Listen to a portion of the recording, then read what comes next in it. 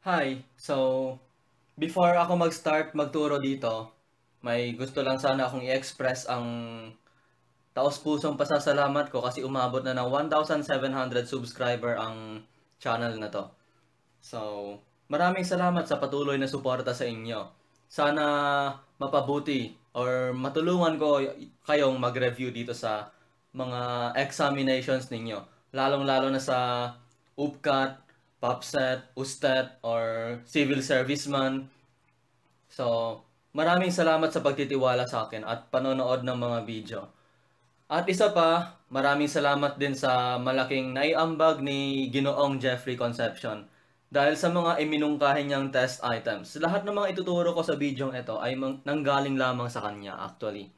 So, maraming salamat. So, kung sakaling may gusto man kayong isuggest na test items katulad na ginawa na rin lamang ni Mr. Jeffrey Concepcion, huwag kayong mag-hesitate na i-message lang ako sa messenger or maging sa email.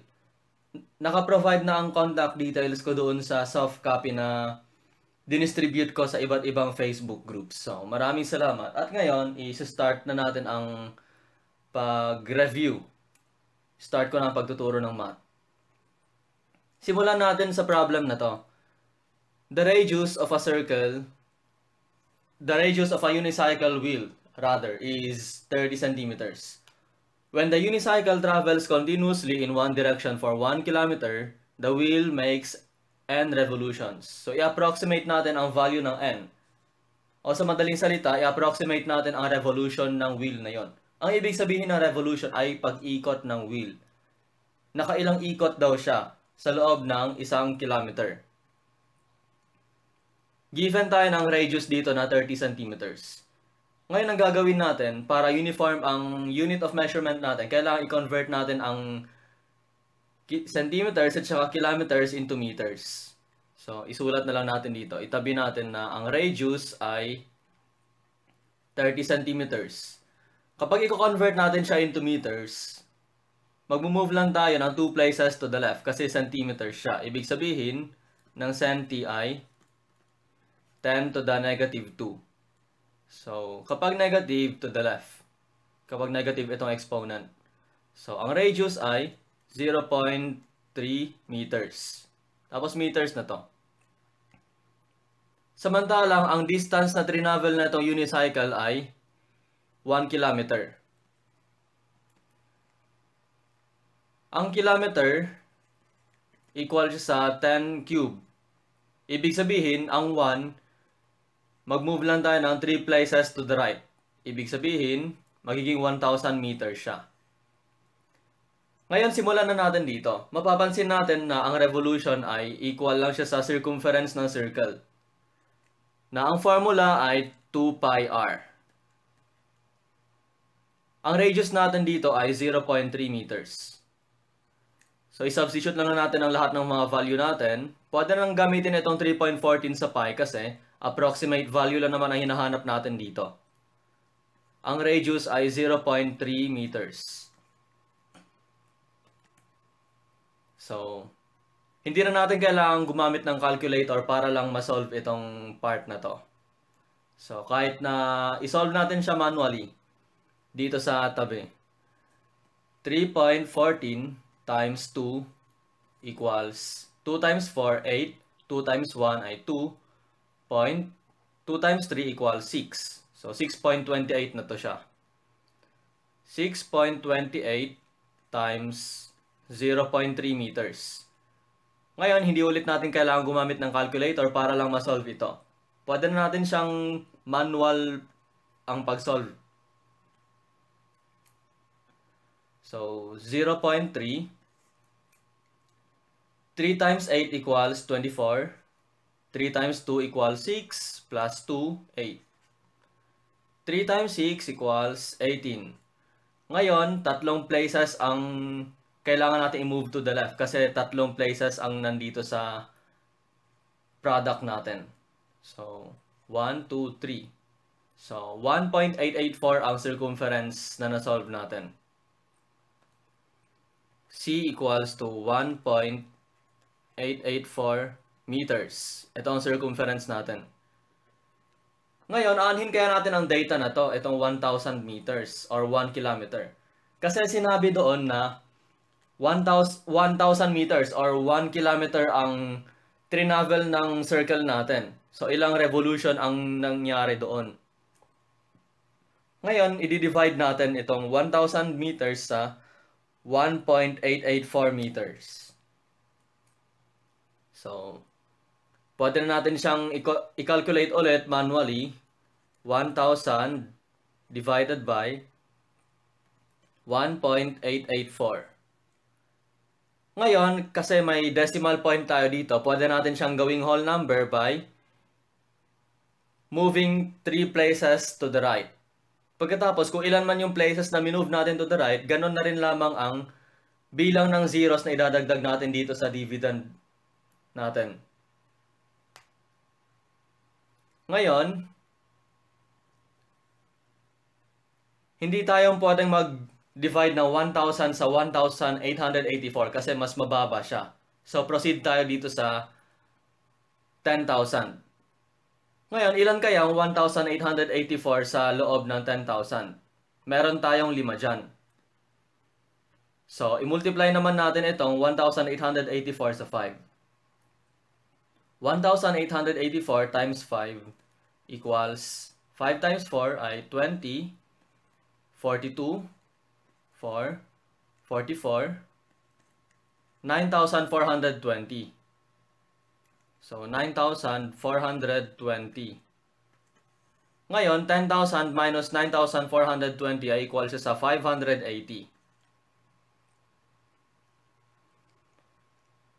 Kaso hindi natin pwedeng i-divide itong 580 sa 1,884 simply kasi mas mababa ulit siya dun sa number na yon. So, ibig sabihin, i-bring down natin itong 0 na to dito.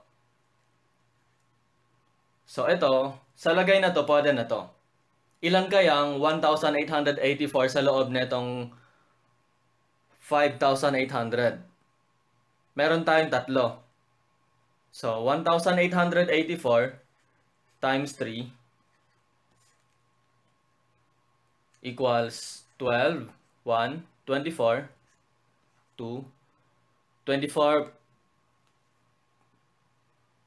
24 plus 2, or wait, 12, 1, 24, 25 pala dapat to. 24, 26, 2, 5,652 yan. So kapag minultiply itong 1,884 sa 3, meron tayong 5,652. Kapag isusubtract natin to, meron dapat tayong sagot na 148. Ngayon, hindi ulit natin pwedeng i-divide itong 148 sa 1,884 kasi mas mababa siya. So, i-bring down natin itong 0 dito. Ngayon, hindi ulit natin pwedeng i-divide kasi mas mababa siya. Tapos wala na tayong 0 na ma-bring down dito. Ibig sabihin, pwede na tayong maglagay ng 0 dito. Pagkatapos, i-multiply siya by 0. Or minus pala yan, minus 0. So, 1,480. Ngayon, kailangan mo nang maglagay ng decimal dito. Decimal point. Tapos, 0 na dito. Pagkatapos, pwede na tayong hindi na mag-proceed dyan. Kasi approximate value naman ng pag-ikot. Pagkatapos, hindi naman tayo pwedeng maglagay ng partial lang ng ikot or revolution. Kailangan buong ikot siya. So, ibig sabihin, sa approximate value natin, meron tayong 530. 530 revolutions. Ayan dapat ang final answer.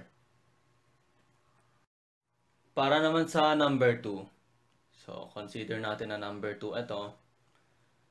Merong two numbers sa product of 1,872 and a sum of 88. Without knowing the numbers, find their difference. So, meron tayong statement dito na i-convert naman natin into mathematical equation. Nakasabi dito, two numbers of a product of 1,872. So, sabihin natin na ang mga numbers na yon ay x at y. Ang product daw nila ay 1,872. So, isulat natin xy Ang product nila ay 1,872. At ang sum naman ng dalawang numbers na yan ay 88. So, paano kaya natin mahanap ang difference na itong dalawang to? Kaya sabihin natin x minus y equals ano kaya? Ngayon, consider natin na ang equation na to ay equation 1, pagkatapos ito naman equation 2. I-express natin in another equation itong equation 1. So, para makapag-substitute tayo dito sa equation 2. Sabihin natin itong y.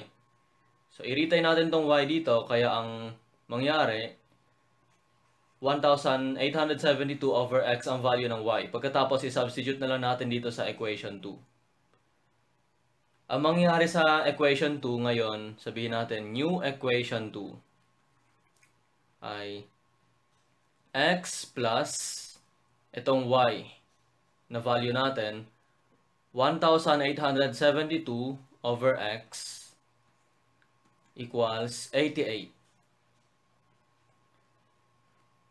Ngayon, ang LCD na itong dalawang to ay x.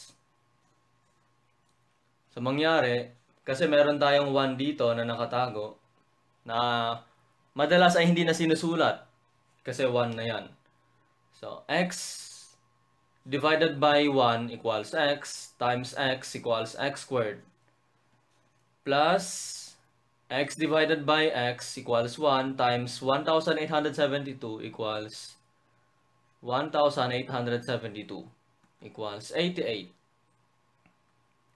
Ngayon, i-cross multiply na lang natin to.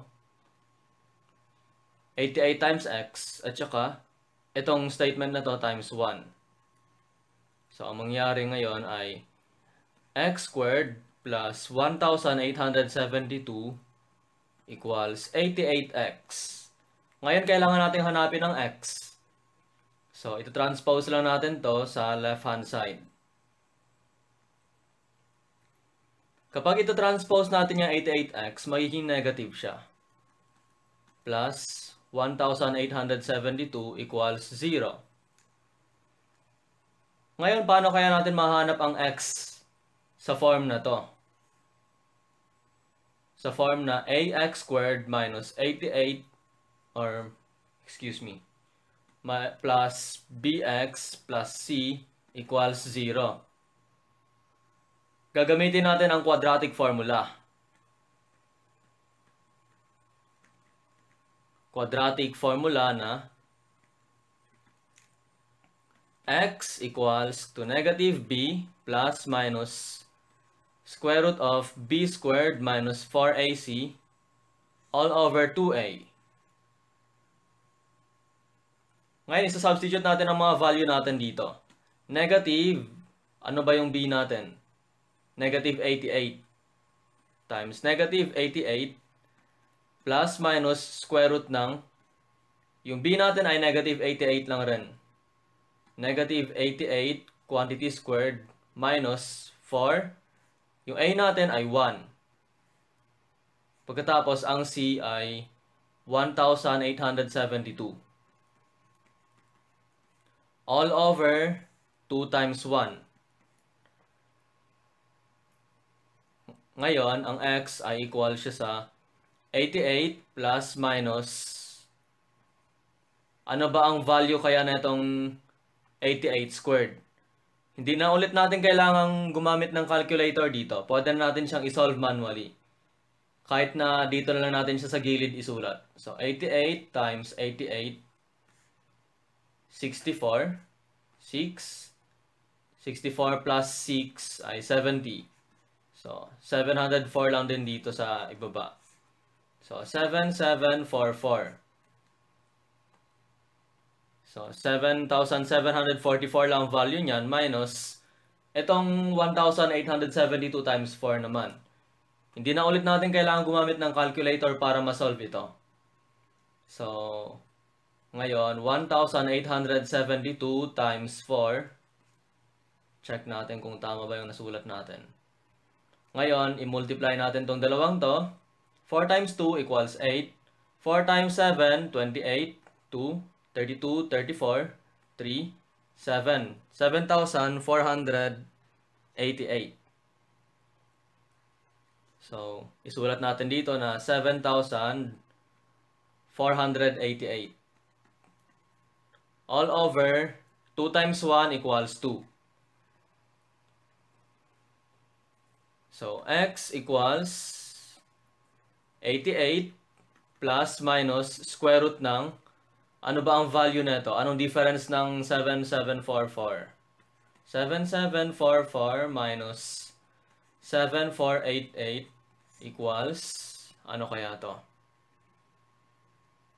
So, sabihin natin, borrow 1 dito, magiging 14 to, magiging 4, or 6 rather, sorry. 6, naging 6, 13, 5, 2. 256 ito. Nasa loob ng radical sign natin, all over 2. Ngayon, itong 256, isa siyang perfect square na 16. So, x equals to 88 plus minus 16 all over 2.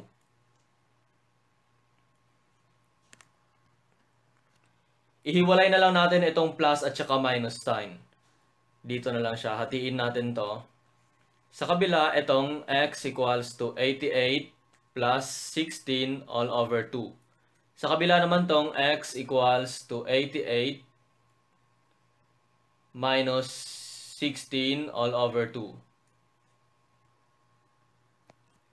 Pwede na natin i-calculate ito para ma-solve itong 88 plus 16 plus 16, 14, 1, 9, 104.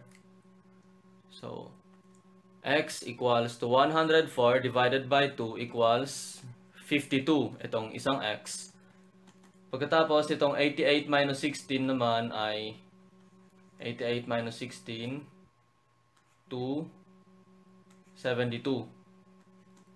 Divided by 2 equals 36. So, meron tayong dalawang value ng x dito. Pwede maging 52, pwede rin maging 36. Ngayon, isa-substitute natin siya sa isa sa mga equations natin dito sa itaas. So, sabihin natin, piliin natin itong equation 2. Kapag i-substitute natin yung x equals to 56, so, x equals to 56, 56 plus y equals to 88. So, ang y equals to 88 minus 56 equals 32. Magiging 32 ang y natin. So, if x equals 56, ang y ay equals 32. So, pagkatapos, kapag ang ang x equals to 32, ganun lang din ang magiging case.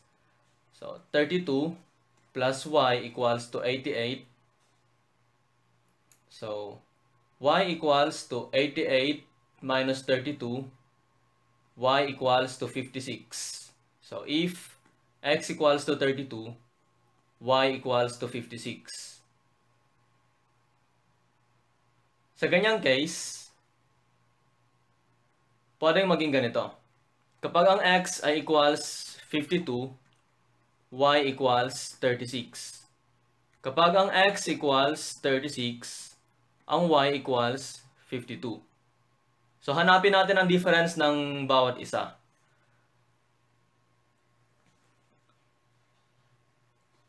(52) minus 36 equals 12, 6, 4, 16. 16 ang difference netong kapag x equals to 52.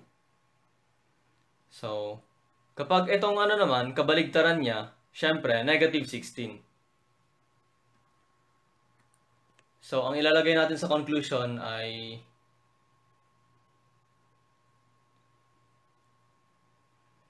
then x minus y equals 16 dito. Pagkatapos, sa case na to ay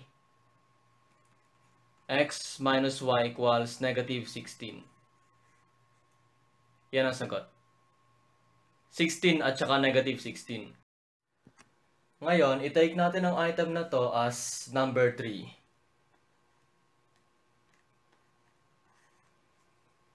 Half the sum of two numbers is 18. If one of the numbers is 25, what is the product of the two numbers? So, meron na naman ulit tayong statement dito such that i-convert natin siya into a mathematical statement. Sabihin natin na ang dalawang numbers natin dito ay A at B. Kalahati daw ng sum nilang dalawa ay 18. So sabihin natin na if one of the numbers is 25, sabihin natin itong A yun. Ang A ay 25 plus B equals 18. Ano kaya ang product ng dalawang numbers na yon? So, ibig sabihin, hanapin natin ang AB. AB equals, ano kaya ang sagot dun? Ngayon, hanapin natin ang value na itong B, kapag ang A natin ay 25. So, para mahanap ang B, i-multiply natin both sides by 2. Para mag-cancel out itong 1/2 dito sa left-hand side. So, natira dito ay 25 plus B equals 36. I-move naman natin itong 25 dito sa right-hand side. Kaya ang nangyari, B equals to 36 minus 25. 36 minus 25 equals 11. So, ang B natin ay 11. Ngayon, i-multiply natin itong A at saka B. Ang A equals 25. Pagkatapos, ang B natin ay 11. Multiply natin, 25, 25. Ngayon, i-add natin sila, 5, 7, 2. Ang sagot dapat dyan ay 275.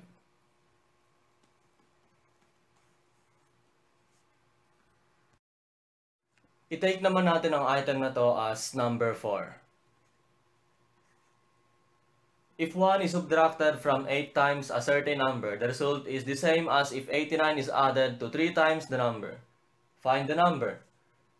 So, ang question na to ay isang statement ulit na kailangan natin i-convert into mathematical equation.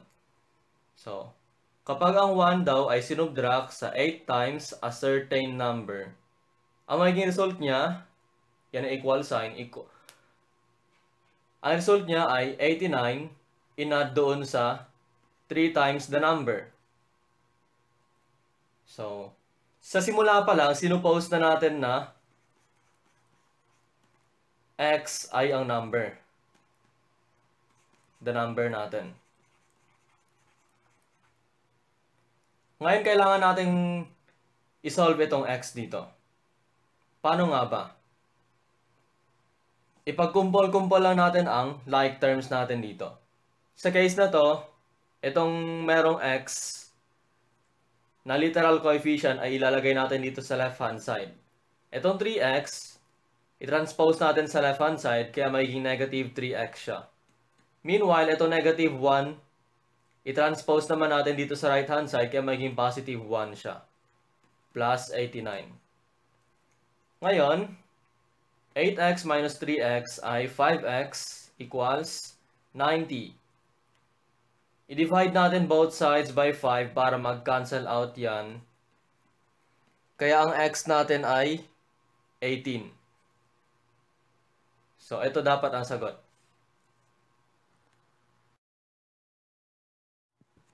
I-take naman natin ang item na to as item number 5. In a group of cows and chickens, the number of legs was 14 more than twice the number of heads. Find the number of cows. So, meron tayong isusuppose dito. I-assign natin ang x as the number of cows. So, ibig sabihin, ang number of legs ng cows ay 4x. Kasi 4 ang legs ng cows. Samantalang, ang y naman ay number of chicken.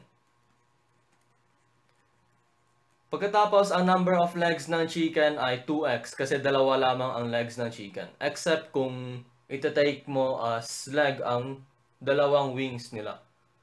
Which is generally hindi tama. So, balik dito. Gagawin natin into mathematical equation itong statement natin dito. The number of legs. So, ibig sabihin, ang total number of legs, actually y pala dapat ito. So, ito, y dapat ito.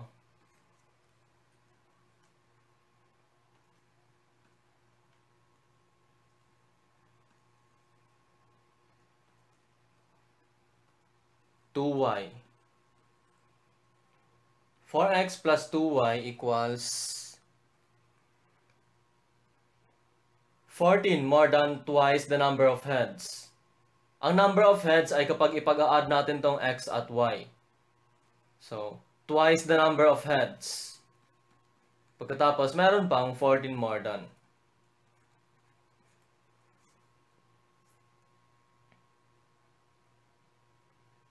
Ngayon, ilan kaya ang number of cows?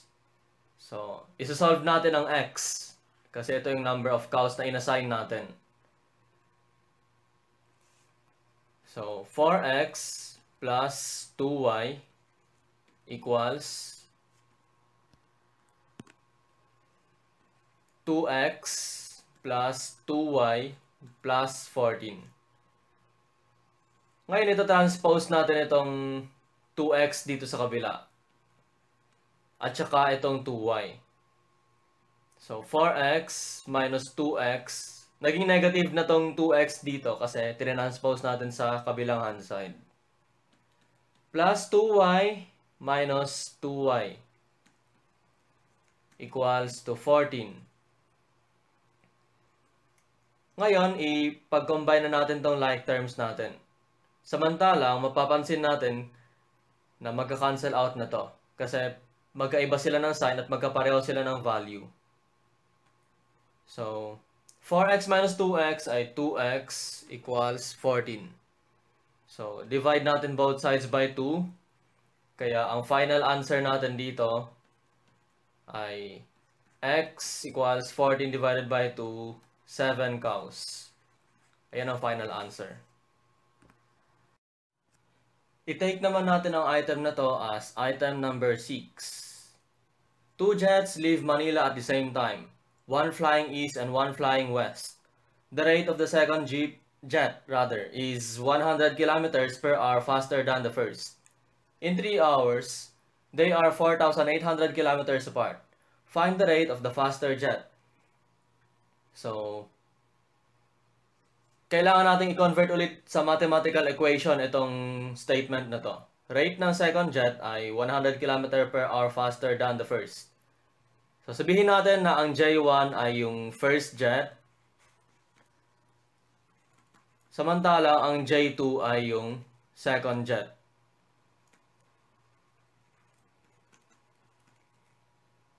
Ang rate daw ng second jet ay 100 kilometers per hour faster than the first. So, meron din tayong formula dito. Kasi isa siyang distance problem. Formula natin ay speed equals distance over time.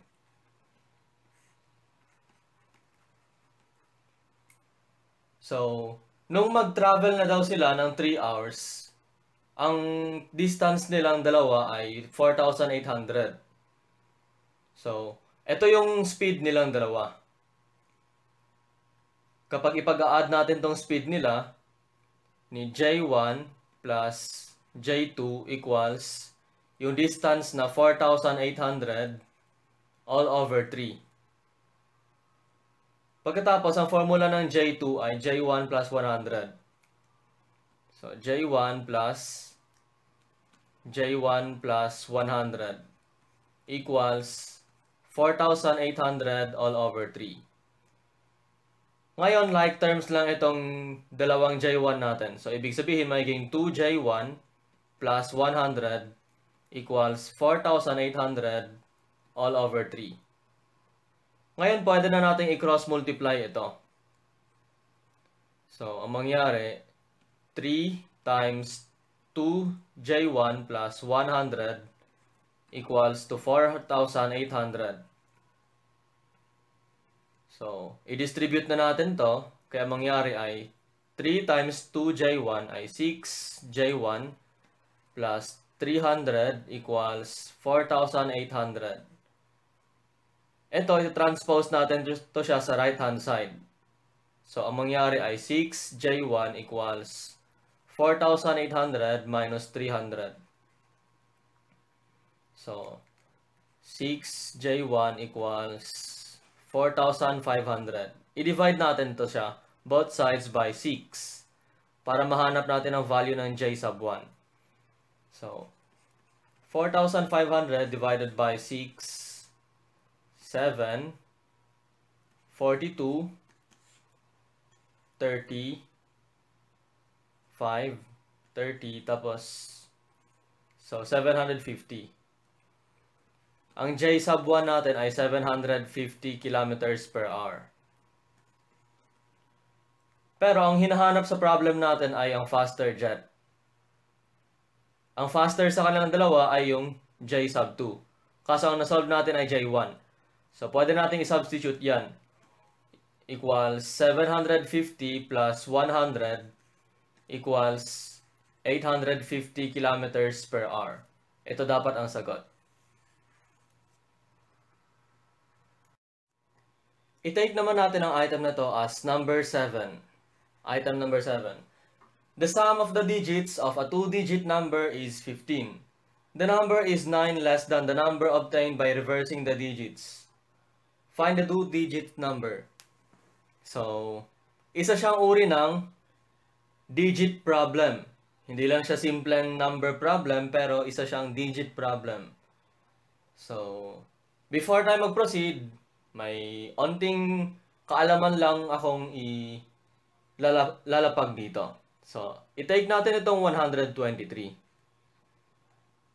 Itong ones place, pwede natin siyang i-take as 3. Pagkatapos ito nasa tens place, pwede natin siyang i-take as 2 times 10. Pagkatapos ito nasa hundreds place, pwede natin siyang i-take as 1 times 100. So, ganito siya. Sum lang siya ng mga ganito, nag-increment na tens. So, ganito na rin ang mangyari sa problem natin ngayon. So, i-take natin itong digit na number as x and y, or a at b, rather. So, let a, b be the digit.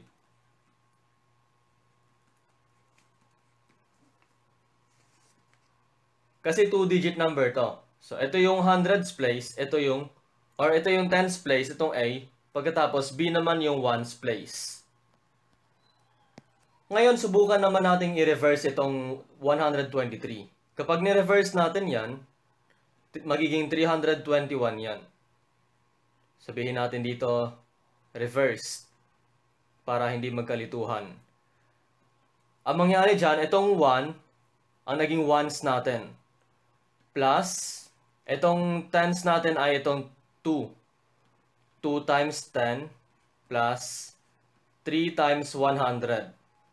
Ganyan lang siya pag binaligtad ang number.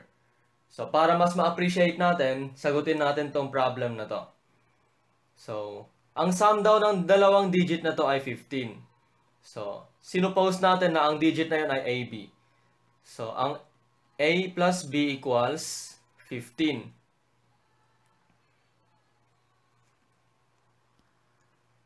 May isa pang statement dito na kailangan i-convert into mathematical equation. Itong the number is 9 less than the number obtained by reversing the digits.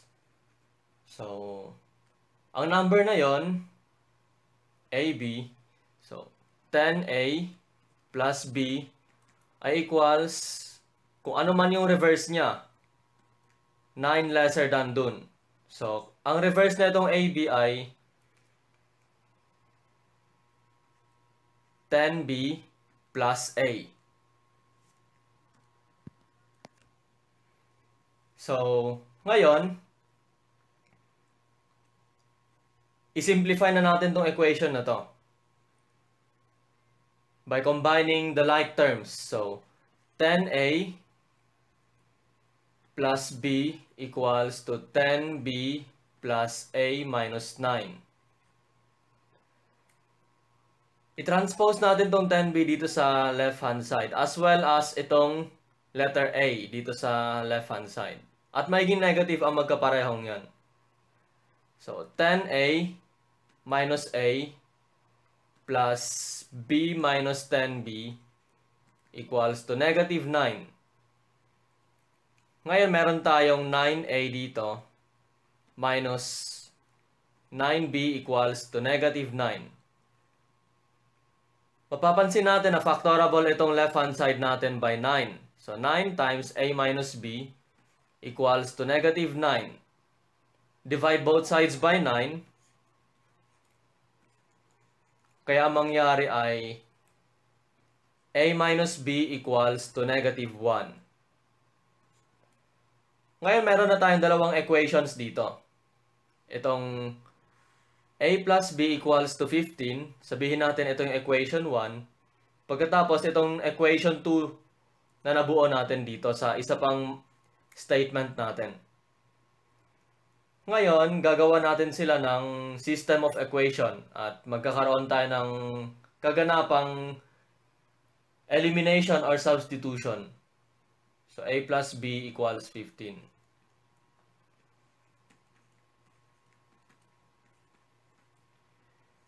Pwede lang natin silang i-direct na pag-i-add. I-add natin sila directly. Itong dalawang equation na to. So, A plus A equals to 2A. Negative B plus B equals cancel out na. 0. So, pagkatapos equals negative 1 plus 15 equals 14. Ngayon, para ma-solve natin tong A, i-divide natin both sides by 2. So, ang A natin ay equals to 7. Ngayon, pipili tayo ng equation dito kung saan pwede natin i-substitute itong 7 natin. Itong letter A. So, pwedeng i-substitute dito para makuha natin itong letter B. So, ang A natin ay 7. So, 7 plus B equals to 15. So, B equals 15 minus 7. So, B equals to 8. So, ano nga ba ang question natin dito? Find the two-digit number. So, ang two-digit number natin dito ay AB. So, ang A natin ay 7. Pagkatapos, ang B natin ay 8. So, ang two-digit number, i-take natin ang item na to as item number 8. Jenny can encode 600 words in 5 minutes less than it takes Amy to encode 600 words. If Jenny encodes at a rate of 20 words per minute faster than Amy, find the encoding rate of Amy in words per minute. Ang problem na to ay equivalent siya sa speed problem. So, meron tayong term dito na rate. So, ang unit of measurement ng rate dito ay words per minute. So, ibig sabihin, itong minute ay time. So, word over time. Kailangan nating mag-assign ng time dito. So, let X be the time it takes for Amy to encode.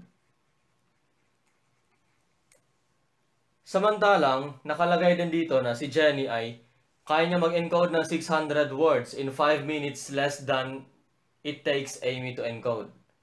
So, similar lang sila ng dami ng words to encode. So, kay Jenny, ay 6 or x rather, x minus 5 time it takes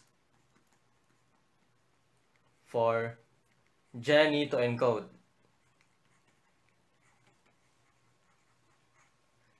Ngayon, kailangan naman natin makuha yung rate nila.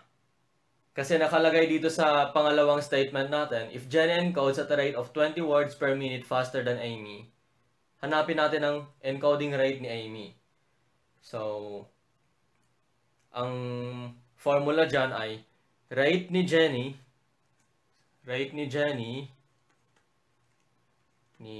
sabihin natin letter J, minus rate ni Amy ay equals to 20. Kasi mas mabilis daw si Jenny kaysa kay Amy. Kaya 20 ito. Yung difference nilang dalawa. So, paano nga ba isosolve yung rate? So, ang sabihin natin dito na ang rate ni Jenny ay equals, yung formula na nakasulat natin kanina ay words. So, kaya nila mag-encode ng 600 words magkapareho. Pero ang pinagkaiba lang nila ay time. Ang time ni Jenny ay x minus 5. Ayon dito sa inassign natin. X minus 5.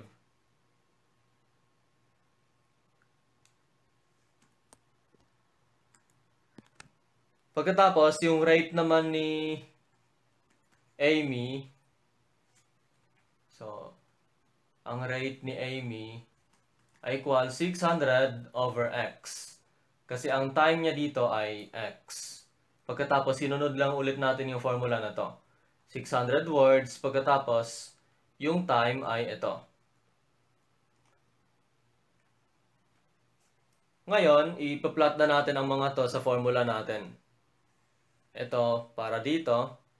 Pagkatapos, itong 600x ay dito. I-plot na natin sila sa formula.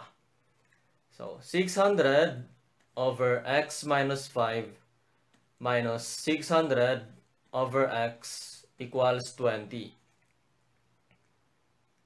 Ngayon, ang LCD nito ay x minus 5 at x.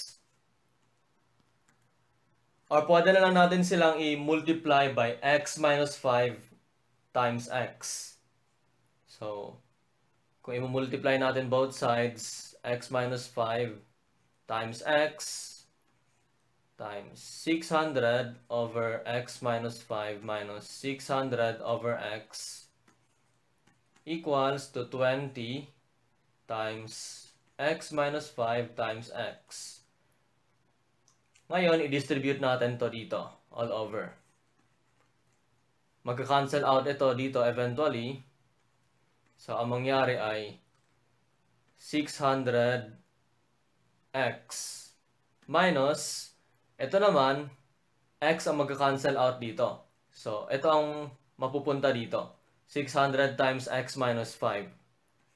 600 times x minus 5 equals, copy na lang natin tong right hand side natin. So, i-distribute natin to.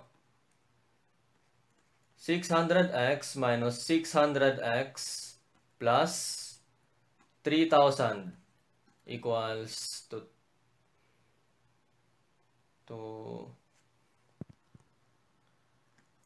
actually 20x ito. 20 ito, nagkamali ako ng pagkopya. So, purahin na natin tong isang 0 dito. My bad. So, 20x times x minus 5. Itong 600x natin na magkapareho, magka-cancel out na yan sila. Kasi magiging 0 lang din yan. So, matitira ay 3,000 equals to 20x times x minus 5. Pwede na nating divide both sides by 20 actually. Ito. So, 3,000 divided by 20 ay 150.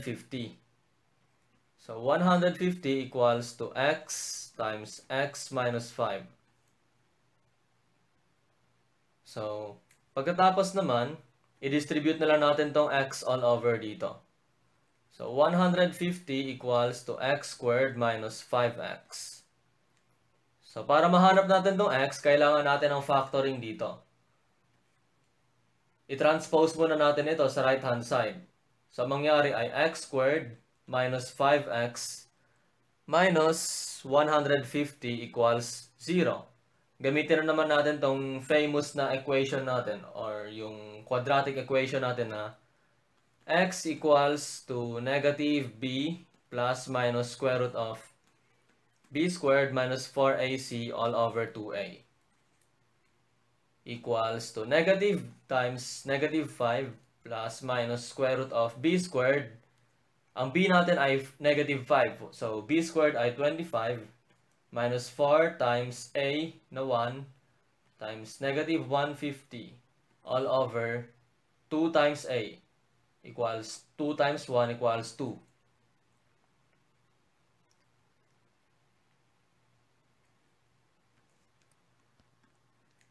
So, ito magiging positive 5 plus minus square root of 25 minus magiging positive na yan. Pagkatapos, 4 times 150 ay equal siya sa 600. All over 2 equals 5 plus minus square root of 625 all over 2. Itong 625 ay isa siyang perfect square. So, square root ng 625 ay equal siya sa 25. So, x equals to 5 plus minus 25 all over 2. Ngayon, ihiwalay natin tong plus at minus dito. Sa kabila itong x equals to 5 plus 25 all over 2. Samantalang, sa kabila naman tong minus. 5 minus 25 all over 2. So, 5 plus 25 equals 30 all over 2. So, 30 divided by 2 equals 15. Samantalang dito, 5 minus 25 equals to negative 20 over 2 equals negative 10. Ngayon, itong x natin, mapapansin natin, kung i-recall natin ay time yan. Dito. Time it takes for Amy to encode. So, 15 ito. 15 ang sagot natin dito. Bakit nga ba 15 dapat? Kasi, hindi natin pwedeng i-take ang time na negative. Walang negative na time. So, 15 dapat yan. Ngayon, tinatanong dito, find the encoding rate of Amy in words per minute. So, isa-substitute natin siya dito sa rate ni Amy. Na 600 over x. So, 600 over 15. I-divide natin siya manually. Sabihin natin dito na lang. 600 divided by 15. So, pwede natin siya i-divide yung 60 divided by 15. So, pwedeng 4. Pagkatapos, 15 times 4, 60. Cancel out na yan. Tapos 0, 0, minus 0. So, dapat ito ang sagot. 40. 600 divided by 15 equals 40. I-take naman natin tong item na to as item number 9. Find the area of a triangle with side of lengths 5, 6, and 7. Actually, merong formula dito sa area na ito. Area ng triangle na may tatlong given na side ay equal siya sa square root ng s times s minus a times s minus b times s minus c.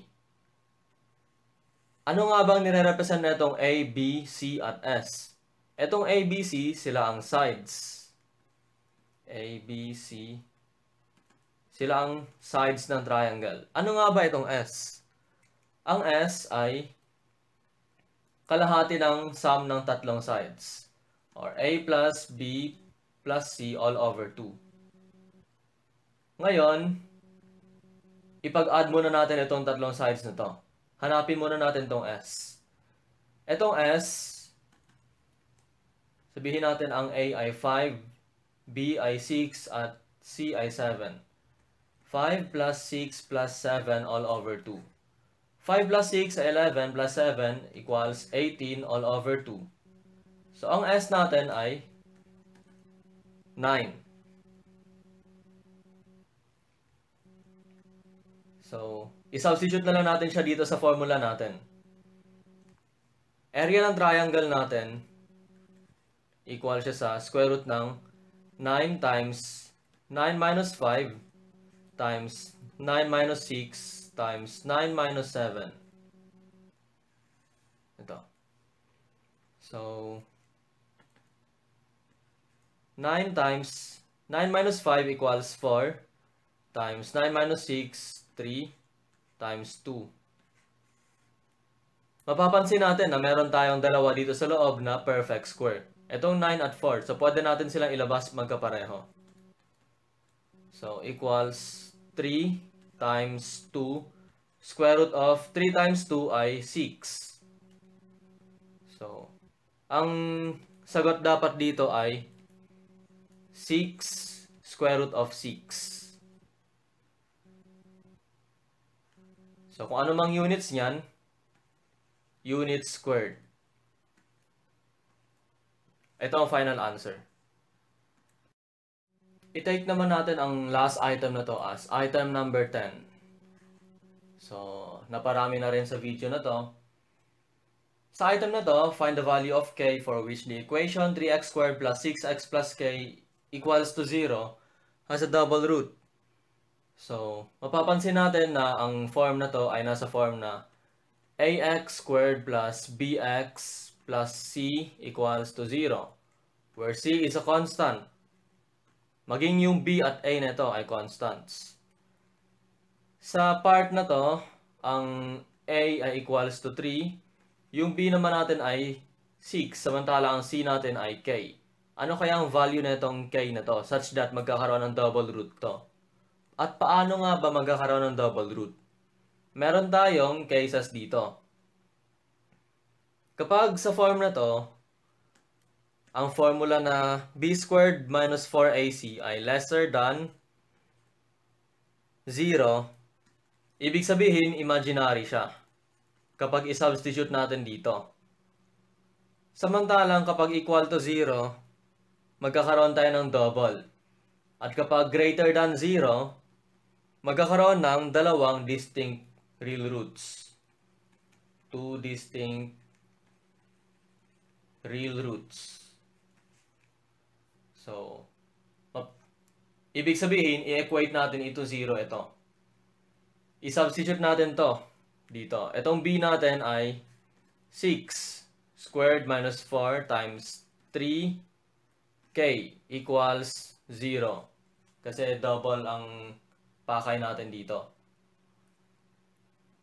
Simplify natin, 6 squared equals 36 minus 4 times 3 equals 12 equals to 0. Transpose natin sa right hand side. Kaya ang mangyari ay negative 12k equals to negative 36. Divide natin both sides by negative 12. So ang mangyari ay cancel out itong negative 12. So k equals to 3. Ito dapat ang final answer natin dito. 3 dapat ito.